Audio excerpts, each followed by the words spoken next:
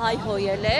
նրանց այսպես ռազմորկայի է մեծ վերածել միայն նրա համար, որոնք նրանք տեսեն յութ են հրապարակել, որ մանկապարտեզը այսպես կիսաքանդված վիճակում է թեև նորեն։ Ինչու է թաղապետը նա ի վերջո պաշտոնյա է։ Շատ միամիտ են, իրանք անկեղծ ասած այստեղ գալու ճանապարհին եմ իմացել, մի քիչ անձնական գործերով երկոր մեկուսացած էի, զբաղված էի, լավ չեմ տիրապետում ինչ ոնց ինչ է ասվել,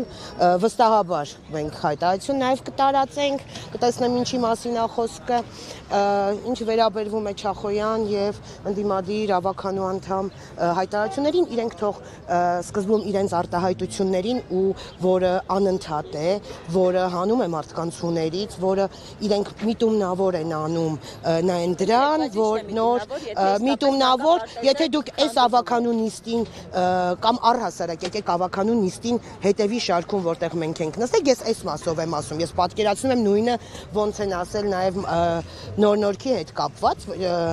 ասում եմ եկեք նստեք մեր շարքում ու տեսեք իրենց արտահայտությունները ու արդյոք կարելի է դիմանալ այդ փոխադարձ վիրավորանքներ հնչում են, այնպես չի որ միայն ընդդիմադիրների փոխադարձ իսկ դուք նայել եք տեսագրությունը եւ փոխադարձ վիրավորանքի հա առիթ չեք տեսել այնտեղ չենք խոսում առիթներից ես առիթից եմ խոսում սա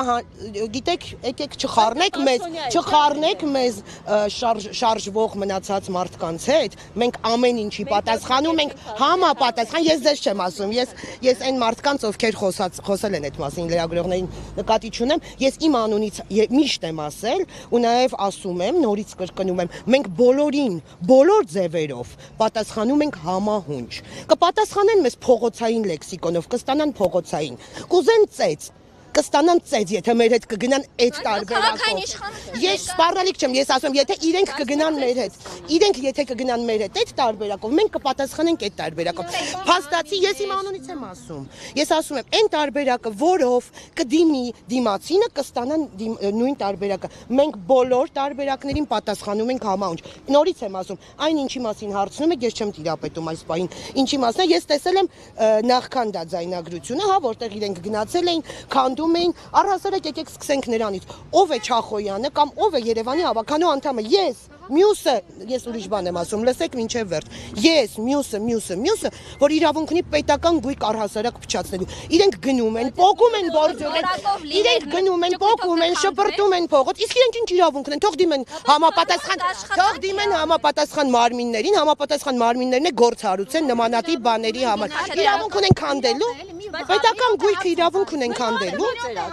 իրենք անընդհատ գնում են մատով պոկում են, ձեռքով պոկում են, վերցնում են շպրտում, սա իրավապահ մարմինների բացթողությունն է, որ իրենց վրա քրեական գործեր չի հարուցվել դրա հետ կապված։ Իսկ այն ինչ իրանք ցույց էին տալիս, իդեպ ինչքանով որ ես եմ հիշում, ես զուտ որպես ավականու գործընկեր, ինչքանով որ ես եմ հիշում, իրենք կոնկրետ վիրավորում են վարչական շրջանի ղեկավարին, որի